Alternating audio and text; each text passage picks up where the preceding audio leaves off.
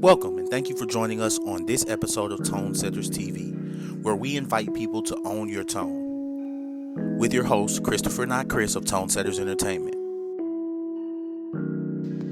In this episode, we talk to Anthony Johnson about his nonprofit organization, Dream Leadership Academy, and how he plans to impact the community through his nonprofit work.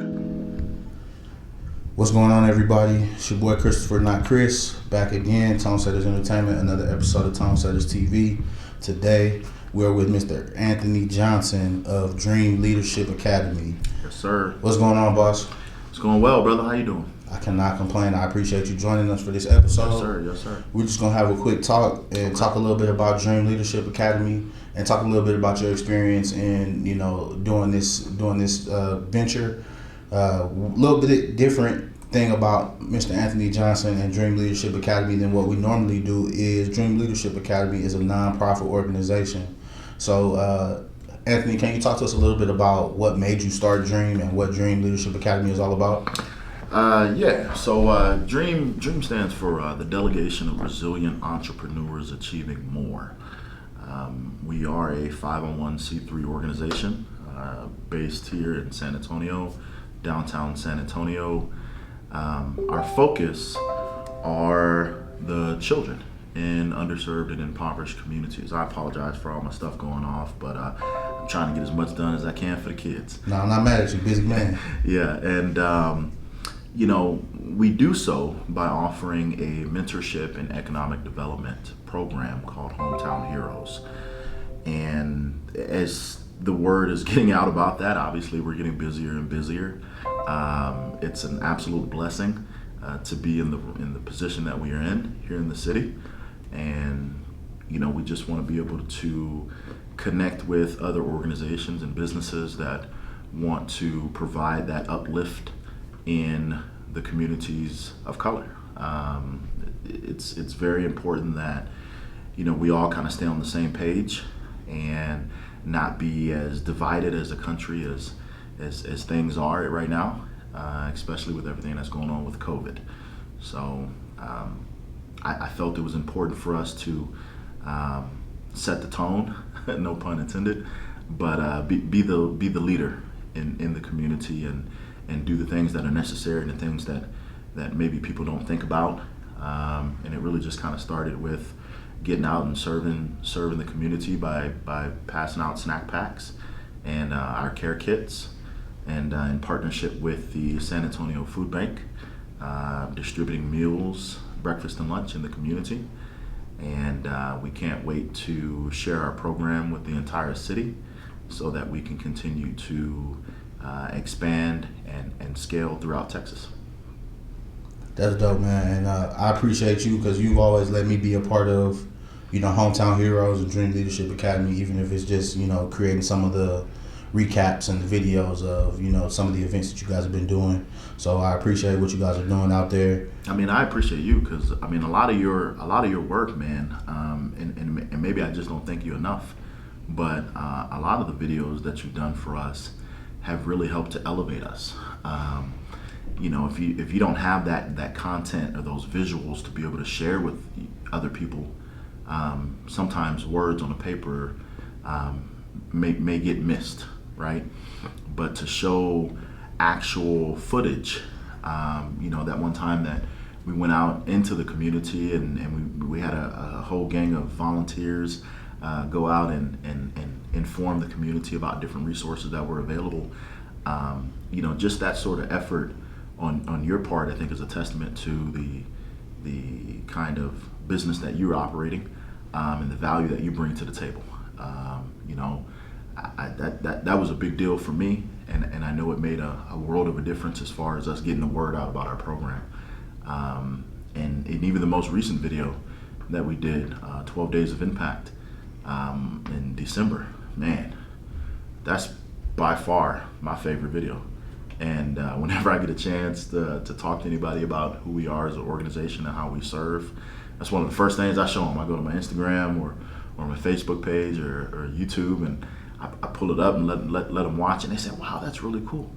And if you haven't had a chance to check it out, I definitely recommend that you do so. you can hop on our Instagram page at Dream Leadership Academy and see what I'm talking about, and all of that. That's all you. So if you have people out there that haven't heard of Tone Setters Entertainment yet, hopefully after today they will, and they'll give you an opportunity to sit down with you and share their vision with you, and I'm sure you'll do the same thing you did with me, and I think there'll be a lot more opportunities for businesses, once they've had a chance to make an awesome video with you. So I appreciate you giving me the opportunity. Hey man, I appreciate you appreciating me, but we enough about me. You know what I mean? But that's what Tone Setters TV is about. Yeah. Is we want to give businesses an opportunity to kind of speak their piece and kind of talk about what they do and why they do it, and also give other people that may not be businesses yet, may be on the fence thinking about it, or maybe new businesses that have been established, just an opportunity to learn from other people. For sure. The best, one of my mentors used to tell me that the best experience you're going to gain is learning from someone else's experience, because you don't got to bump your head all the time. Right. So I think it's important for us to put this stuff on footage so that way people can go back and review it for their own time. And you said something that was really important too, as far as it's good to have video other than words on the paper, because everybody ain't really trying to read these days. So it's good to have it on video so people can go back and watch it in their spare time. Yeah, I mean, you know that saying, a picture is worth 1,000 words, and that's a still image, right? So a video is worth a whole lot more, in my opinion. And so, just like today, when you let me know that, this is something that you wanted to do, I was all in, because, I think after a few videos now, I can trust that your intuitive thought process will result in a solid product. And for me, as soon as it's done, you let me know, I'm gonna share it. I'm gonna help you get it out there. But with regards to messages, or a message that is important to me, if you don't mind. Go ahead. COVID has enlightened a lot of us as to where we rank in society, right? And for me, I'm feeling like there are gaps that need to be filled. I'd like to be able to help out with that. Our organization is positioned to be able to do so. We only plan on partnering with businesses that care about the success of communities of color. If they're not partnered with us, I can't say whether they do or they don't, but if they did, they would be partnered with us. It's crucially important for us as a society to only do business with businesses that support our communities. Otherwise, we're just giving away our money. And with everything that's going on, with people losing their jobs, with people losing their businesses, we don't have that expendable income to be able to just throw it away. I think we've all learned last year to make some changes, right? To be more cognizant of where we go, how we spend our money, the decisions we make. Even myself. I mean, in my spare time, I'm getting my real estate license, because I understand now the value of real estate, transactions, apartments, homes. So many of us have had to experience a landlord looking to take advantage of a situation or remove us from our home because we were a few days or a few weeks behind. Well, we're dealing with a pandemic, right? And that was bothersome to me. And the one thing I took from that is I at least need to be able to get that knowledge to where I can help out others in the future. Because that's a shame, that's a travesty. There are businesses out there that close their doors. You know, I got a friend in a different city that says, they only had one grocery store within a 50-mile radius of their apartment, or I think a housing community. Wow. And you have to travel an extra hour and a half to get to the nearest Walmart. And when COVID hit, that business closed up shop. Didn't do anything to give back in the community. Had been there for 15 plus years, I think, or 10 plus years. And as soon as COVID hit, gone. Now, I'm sure everybody has their reasons, and they had good reasons. But those families that relied on those groceries from that grocery store, what were they left to do? You know? And now that the curve is flattening, that grocery store is back. And people are just back shopping with them like nothing happened. That wouldn't work for me, right? Because if you are not giving back on a regular basis, I don't mean once a year, I don't mean once a quarter, I really don't mean once a month, but I'll take that, right? Because if we all gave back once a month, I think we'll be okay. But too often I recognize companies just doing stuff for fluff, and some companies not doing a single thing. That doesn't make any sense to me. It's kind of like how we have a homeless population of veterans. Makes no sense to me. And I come from that background where my mother, my father, and my little sister have served or are currently serving. You serve your country, but you're homeless. That wouldn't work.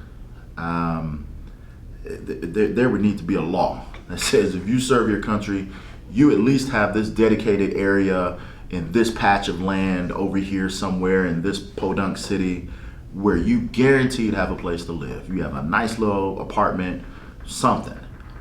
But to be homeless and a veteran, those two words in the same sentence don't make sense to me. We can't possibly be the greatest country in the land if we have homeless veterans. We need to make that a priority. Homeless people in general blows my mind. That we can just live our lives, spend our tax dollars on all sorts of other things that don't make any sense. I think recently here in the city, we put some sort of bridge over an overpass so that the animals can cross, and it cost the city millions of tax dollars. But we still have homeless folks, right? It's mind-blowing things like that, that I hope to shine a light on. And right now, our mission as an organization is to take care of all of our kids. It doesn't make any sense for a young person to not have at least a minimal level of support when it comes to their education, when it comes to their health care. Certain things should be automatic. I don't care where you came from. I don't care what your mother and father's status is in life. If you're a child, you're under the age of 18, in America, you're taken care of. I don't care how you got here. Swam, crossed the land, jumped a wall, dropped out of a plane. I don't care how you got here. If you're a child in America, we should take care of you. Then we'll be the greatest country in the world. It's just a lot of things that are going on that blow my mind. And as a black man, one of the other things that throws me completely left is you very rarely hear about black male empowerment. You may hear about female empowerment. You may hear about black women empowerment. You may hear about stop Asian hate, you may hear about a bunch of things, but how often do you hear about uplifting of the black man? That's rare.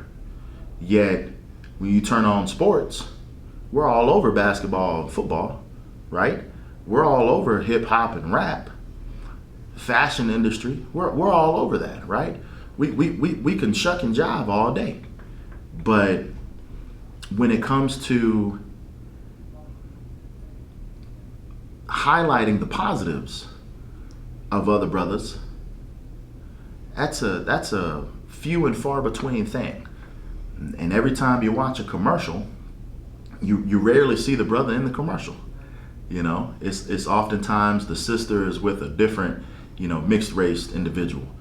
Nothing wrong with it. I'm not saying anything's wrong with it, but where's the brother, right? If you don't have someone that looks like me in the commercial, I'm telling you this now. If you don't have someone that looks like me in the commercial, I'm putting you on notice right now. And when you hear from me again, if you say, nah, I don't want to be a part of that, that's perfectly fine too. But I'm going to make sure I let all of my friends and all of the people in my network know that this business doesn't seem to care about the success of black men. We can't be the greatest country in the world and still carry certain stereotypes, stigmatisms, right? You can't say to me Black Lives Matter, but you don't have a black man in your commercial. You can't tell me a black life matters, but you don't have any black friends. You barely talk to black people in general. You can't tell me Hispanic lives matter, Asian lives matter, but you don't have that same sort of love and respect for those people as you do for your own family members. We're all people. At the end of the day, you cut me, I cut you, we're gonna bleed red. Indeed. And you raised, Sorry. no, you good. I got off on a tangent You there. good. So. You raised a lot of strong opinions and a lot of strong points. Mm-hmm. But if I could challenge you to tie Talk to me. all those opinions and all those points, all that perspective, all that passion, tie that into what you're doing with the youth, with Dream Leadership Academy and the Hometown Heroes Project. Yeah, so with our program, we don't focus on one particular group of child or a group of children. We don't only want to help the little white kids or the little black kids or the little Asian kids. It's the haves and the have-nots.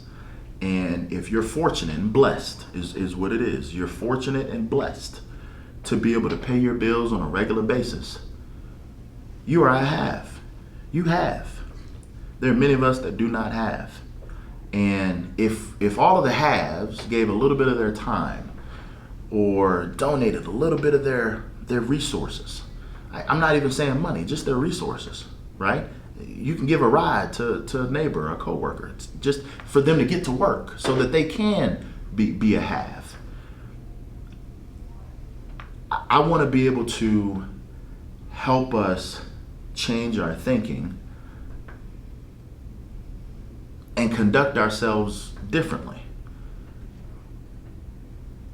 Children haven't been on this earth long enough to have done anybody real wrong. Let's show them that race, I'm not going to say it's not important, because it is. It very much so is. Because me being a black man is different from someone else that's not. But to acknowledge that and to understand it and to be able to engage with one another and to be able to understand how to engage with one another so that we can respect one another, work together with one another to accomplish even more and better things out there in the world. That's what we hope to do with our program, is to give our kids an opportunity outside of the school environment to engage with one another, to analyze a problem together, to work together in order to find a solution. That's good. I appreciate that perspective. And I know that in changing mindsets, it's a good directive to talk to the youth, because once you get older and you've been set in your ways, it's hard to change some of those Absolutely. mindsets. The next generation are going to be the ones that has to do that. And so in that process and in that development of what you guys are doing at Dream, what are some challenges, or even just one challenge? Because I know the challenges in any business are pretty much the same in a grand scheme of things. But what are some challenges that you faced in your particular line of work, maybe from the aspect of exactly your business, Dream Leadership Academy, or even in the nonprofit space? Right. So in the nonprofit space with Dream Leadership Academy, a major challenge that I encounter on a day-to-day basis is when I walk in to speak to anybody and explain to them who we are and what we're trying to do and how we're trying to impact. I think one of the first things they see is black man. And no offense, I'm not a little black man. So and I get the vibe that their guard is immediately up. They go into the arms folded, right? They're standoffish, and I'm probably one of the nicest black guys you'll meet. But because of that, I have to then reevaluate how to approach the situation. All of our proposal documents are professional. We try to tap into all the different channels that we need to, so that we have that strong digital footprint in our communities. So if you don't trust me, look us up. But because I get immediately judged as the founder, it becomes, oh, that's just a black organization. Just another one of those black organizations. And, we oftentimes get compared to some of the more ancient ones that are still, without getting into the words, but, some of them are still around today. We're not the same. And let me tell you why. I've lived all over the world and have engaged with all types of people. I understand how to respect folks that do not look like me. God has given me an innate ability to be able to do so. My white friends say I'm the coolest black guy they know. My black friends say I act too white. My Asian friends could care less. They just think I'm a cool dude. My Hispanic friend, my best friend, he wants to be like me.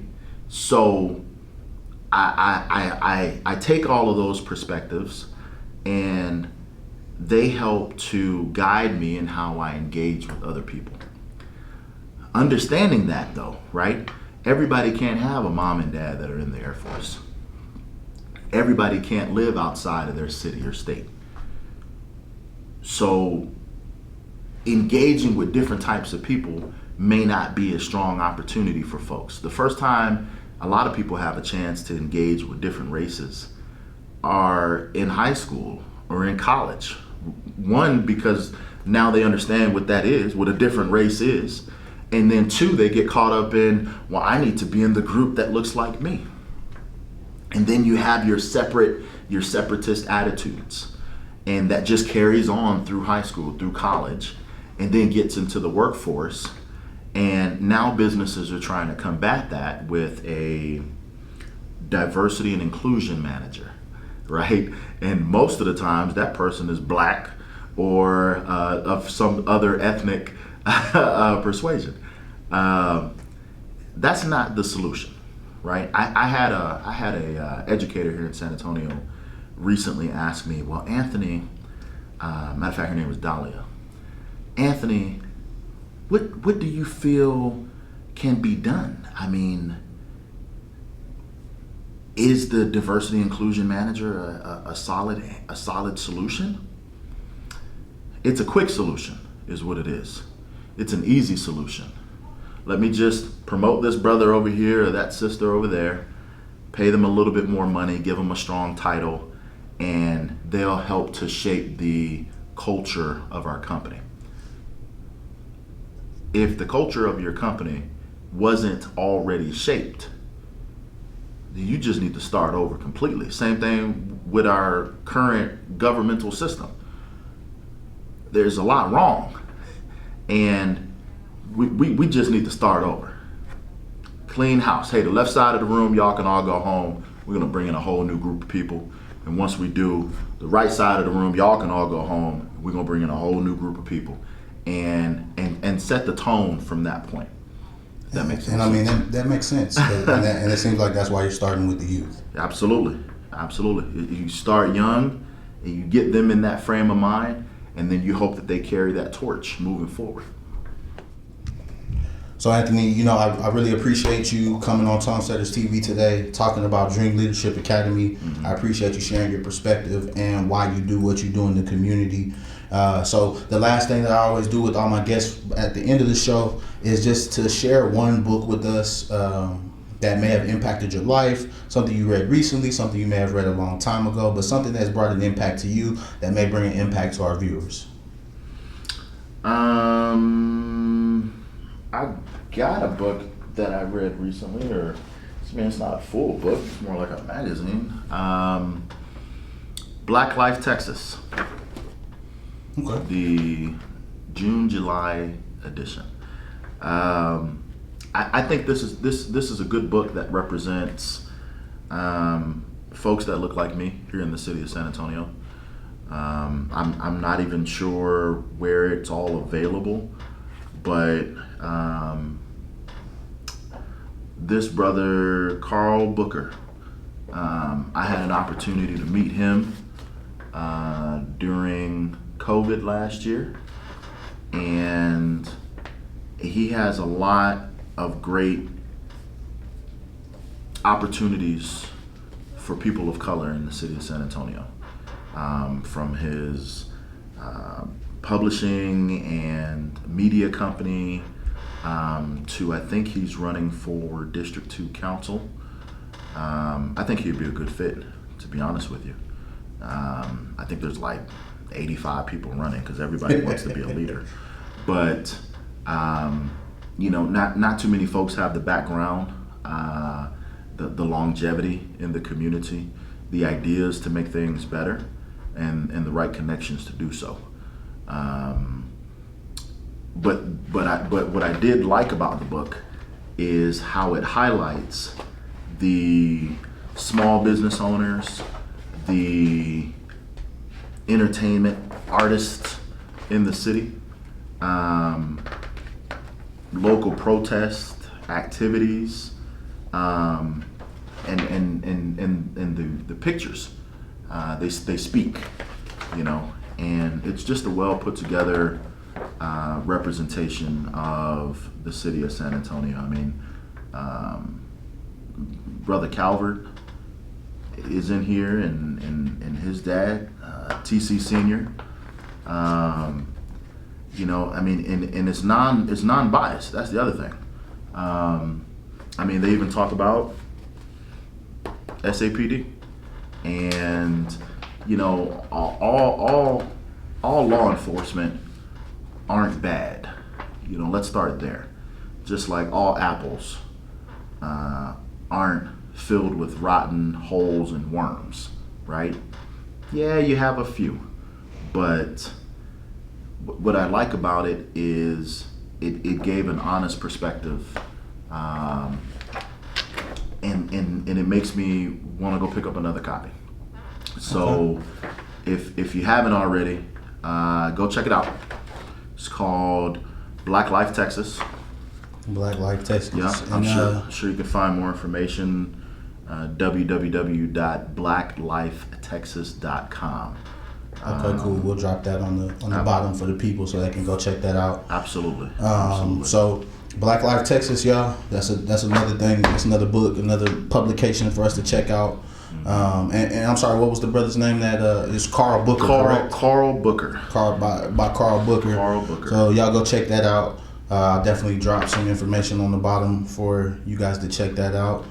Again, Anthony, thank you so much for your time. Thank you for everything you're doing in the community with Dream Leadership Academy. Try. And we will definitely see you again soon. Amen. Another episode of Tone Setter TV in the books. Y'all make sure to stay tuned for the next episode. Peace. Thanks again for watching. Don't forget to like, subscribe, and share.